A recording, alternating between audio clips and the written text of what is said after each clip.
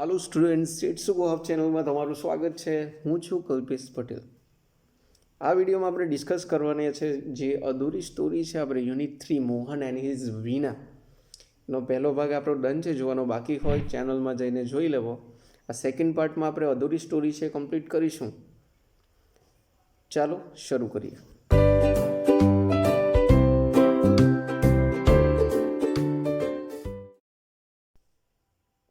વિદ્યાર્થી મિત્રો, આપણે અધૂરી સ્ટોરી શરૂ કરતાં પહેલાં જે આપણે ભણી ગયા છે થોડું યાદ કરી લઈએ. મોહન જે આપણો મેઇન કેરેક્ટર છે સ્ટોરીનું, જે મ્યુઝિશિયન છે, મ્યુઝિશિયન્સની ફેમિલીમાં એનો બોન્ડ થાય છે.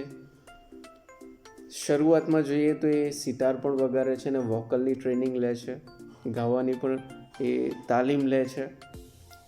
ત્યારબાદ એક જર્મન લેડી એના ફેમિલીમાં આવે છે એના ફાધર પાસે મ્યુઝિક શીખવા. ત્યારે ગિટાર સાથેનું ઇન્ટ્રોડક્શન થાય છે, ગિટાર એની લાઈફમાં પ્રવેશે છે અને ગિટાર એટલું બધું પસંદ આવે છે કે એની પાછળ 2 વર્ષ જેટલો સમય એ ગિટાર શીખવા પાછળ આપી દે છે.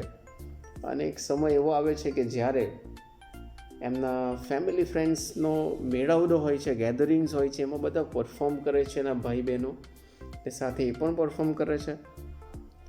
એમના જે ભાઈ બહેનો છે એ ક્લાસિકલ ઇન્ડિયન ઇન્સ્ટ્રુમેન્ટ યુઝ કરે છે, જ્યારે મોહન એ ગિટાર વગાડે છે. અને બને છે એવું કે એમના રિલેટિવ્સ તરફથી બહુ જ નેગેટિવ રિસ્પોન્સ એના પરફોર્મન્સ બાબતે મળે છે. હવે અહીંથી આપણી સ્ટોરી બાકી છે.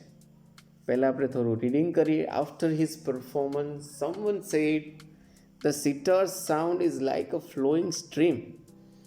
Your instrument doesn't have that depth." સમજી લઈએ. ઓલરેડી એના બધા રિલેટિવ્સ એને નેગેટિવ રિસ્પોન્સ આપે છે, કન્ટિન્યુ છે, ચાલુ જ છે. કોઈકે એમના પરફોર્મન્સ પછી કહ્યું, "ધ સિટાર્સ સાઉન્ડ", સિટારનો જે અવાજ છે, is like flowing stream. Here the highlighted word flowing stream એટલે વહેતું ઝરણું. જે સિટારનો અવાજ છે એ તો જાણે કે વહેતા ઝરણાના અવાજ જેવો છે. Your instrument doesn't have the depth. આ જે તારું ઇન્સ્ટ્રુમેન્ટ છે, ગિટારની વાત છે અહીંયા, એ ગિટારમાં આવું ડેપ્થ એટલે ઊંડાણ, આટલું ઊંડાણ આ ઇન્સ્ટ્રુમેન્ટમાં નથી. સેકન્ડ પેરેગ્રાફ પહેલાં વાંચી લઈએ. Yet another said, "Your brother plays the violin. His sur and tal are so beautiful. What are you doing with this instrument?" સમજી લઈએ. બીજા એક રિલેટિવ કહે છે, "Your brother plays the violin." તારો ભાઈ છે વાયોલિન વગાડે છે અને એના સૂર અને તાલ કેટલા સુંદર છે. "What are you doing with this instrument?" તું આ ઇન્સ્ટ્રુમેન્ટ સાથે શું કરી રહ્યો છે? આગળ વધીએ. Mohan was depressed and cried for the whole night. He had already given 2 years of his life to this instrument. Mohan depress થઈ જાય છે. હવે આવી નેગેટિવ કમેન્ટ્સ મળે, સ્વાભાવિક છે કે નિરાશ થઈ જવાય. મોહન નિરાશ થાય છે અને cried for the whole night. અને આ જે ઘટના બને છે એ આખી રાત એ ક્રાઇડ એટલે રડ્યો. He had already given 2 years of his life to this instrument. તમે વિદ્યાર્થી મિત્રો વિચારો, 2 વર્ષની મહેનત હોય કોઈક એક જ સાધન પાછળ, અને આ સાધન માટે આવી કમેન્ટ્સ અન્ય દ્વારા મળે ને તો ડેફિનેટલી દુઃખી થવાય. સો 2 વર્ષનો સમય આપ્યો, તેમ છતાં જો એ ઇમ્પ્રેસ ના કરી શક્યો બધાને, એટલે બહુ ડિપ્રેસ થાય છે. આગળ વધીએ. "But from the heart, I am made for guitar. There is no instrument for me but the guitar," he thought. ઘણું ઉદાસ થાય છે, ઘણું રડે છે. ત્યારબાદ એક વાત એ મગજમાં પોતાના માઇન્ડમાં ફિક્સ કરે છે, બટ ફ્રોમ ધ હાર્ટ. એટલે જો એના અંદર જે હાર્ટ છે એને પૂછે તો એ એવું જ સમજી શકે કે આઈ એમ મેડ ફોર ગિટાર. હું ફક્ત ગિટાર માટે જ બન્યો છું. "There is no instrument for me." મારા માટે બીજું કોઈ ઇન્સ્ટ્રુમેન્ટ નહીં, બટ ધ ગિટાર, પણ ફક્ત ગિટાર. હી થોટ, તેણે વિચાર્યું.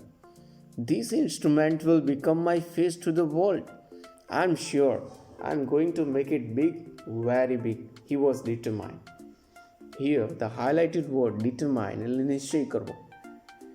તેણે ઘણું બધું વિચારીને નિશ્ચય કર્યો કે this instrument will become my face to the world. દુનિયા માટે આ જે ઇન્સ્ટ્રુમેન્ટ છે, આ સાધન એ મારો ફેસ બનશે. આઈ એમ શ્યોર, હું એકદમ શ્યોર છું. I am going to make it big, very big.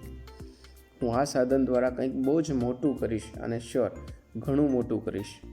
આવો એક નિશ્ચય, આવો એક જુસ્સા સાથે હવે આગળ વધે છે. આગળ વધીએ આપણે પણ. પહેલાં વાંચી લઈએ paragraph.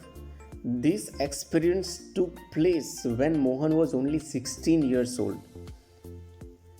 It was the turning point of his life. Mohan doubled his riyaz and practiced for about 10 hours a day. He also studied other aspects of the guitar.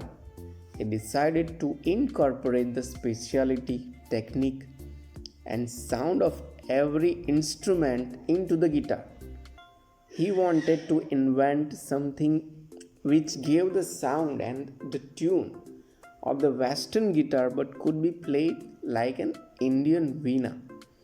સમજી લઈએ, મોટો પેરેગ્રાફ છે. First line, this experience took place. આ જે અનુભવ થયો, કયો અનુભવ? આ પરફોર્મ કર્યો અને રિલેટિવ્સ દ્વારા જે નેગેટિવ રિસ્પોન્સ બન્યા અને એણે નક્કી કર્યું કે આ જે ગિટાર છે એ જ મારું ફેસ બનશે, બરાબર, ફ્યુચરમાં. આ જે ઘટના બનીને એ સમયે જે મોહન હતા, he was only 16 years of age. એ ફક્ત 16 વર્ષના હતા. It was the turning point of his life. અને આ જે ઘટના છે એની લાઈફમાં ટર્નિંગ પોઈન્ટ બને છે. ટર્નિંગ પોઈન્ટ મીન્સ કે એના જીવનમાં કંઈક નવો જ વળાંક લાવે છે. Mohan doubled his riyaz and practised for about 10 hours a day. આ ઘટના પછી મોહન પોતાની જે પ્રેક્ટિસ છે, રિયાઝ કરે છે, એ ડબલ કરી દે છે અને દિવસનો 10 hours એટલે કે 10 કલાક જેટલું એ પ્રેક્ટિસ કરે છે ગિટાર પાછળ. He also studied other aspects of the guitar. Here the highlighted word aspects એટલે કે પાસાઓ. એ ગિટારના જે અન્ય પાસાઓ જેની એને ખબર નથી એનો પણ અભ્યાસ કર્યો. He decided, તેણે નક્કી કર્યું, to incorporate the specialty, technique and sound of every instrument into the guitar. તેને નક્કી કર્યું કે જે બીજા બધા ઇન્સ્ટ્રુમેન્ટ, બીજા અન્ય ઇન્સ્ટ્રુમેન્ટ્સના સાઉન્ડ, ટેકનિક અને એમની જે ખાસિયતો હતી ને એ બધી જ ગિટારમાં સમાવી શકે એવું કંઈક એણે પ્રયત્ન કર્યો. He wanted to invent something, એવું કંઈક નિર્માણ કરવા માંગતા હતા, which gave the sound and the tune of the western guitar, કે જેમાં સાઉન્ડ અને ટ્યુન તો વેસ્ટર્ન ગિટારનો હોય બટ કુડ બી પ્લેડ, પણ વગાડી શકાય લાઇક એન ઇન્ડિયન વીણા, જે ભારતીય વીણા છે એની જેમ જ એનો પણ ઉપયોગ થઈ શકે. એવું કંઈક નિર્માણ કરવા માંગતા હતા, એવું કંઈક બનાવવા માંગતા હતા. આગળ વધીશું. Not only the sound that my instrument produces is important, but it must also express my vision, what I want to say through the instrument, he said to himself. And finally, with untiring efforts and understanding of ragas, he created the wonderful Mohan Veena. Today, the world knows Mohan as Pandit Vishwa Mohan Bhatt, winner of a Grammy Award. સમજી લઈએ. મોહન આ જે instrument બનાવવા માંગતા હતા એના વિશે એમનું વિચારવું એ હતું કે નોટ ઓનલી ધ સાઉન્ડ, ફક્ત અવાજ જ નહીં, that my instrument produces is important, તે જ ફક્ત મહત્ત્વનો હોય એવું નથી જે મારું આ સાધન પ્રોડ્યુસ કરે, ઉત્પન્ન કરે અવાજ, but it must also express my vision, જે મારી દ્રષ્ટિ છે, મારો મેસેજ છે એ પણ એ એક્સપ્રેસ થવો જોઈએ આ સાધન દ્વારા.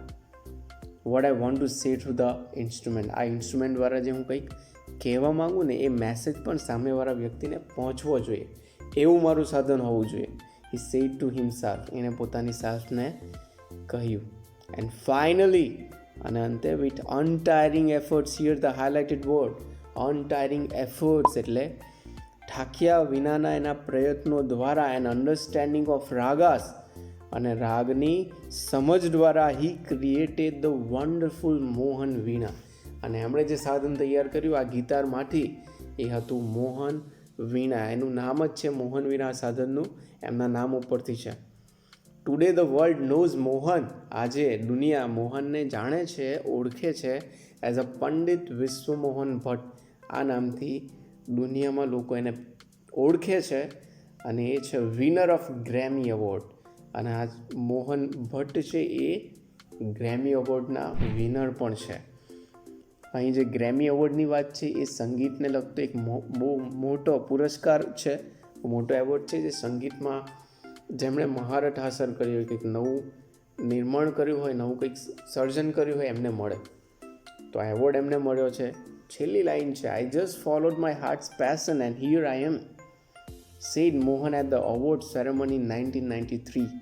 અને આ મેઇન ટેક્સના અંત ભાગમાં છેલ્લી લાઈન છે એ મોહનની અવોર્ડ સેરેમની જે 1993માં થયેલો એવોર્ડ સેરેમની જ્યારે એમને મળેલો ત્યારે સ્ટેજ ઉપર એમના દ્વારા બોલાયેલું આ વાક્ય છે, એના દ્વારા આપણું મેઇન ટેક્સ્ટ કમ્પ્લીટ થાય છે. એમનું વાક્ય હતું, આઈ just followed my heart's passion. Passion એટલે જુસ્સો, મારી અંદર રહેલો જુસ્સો, જે કંઈક મેળવવાની ધગશ હતી એને મેં ફોલો કરી. અને હિયર આઈ એમ, અને આજે હું આ સ્ટેજ ઉપર છું.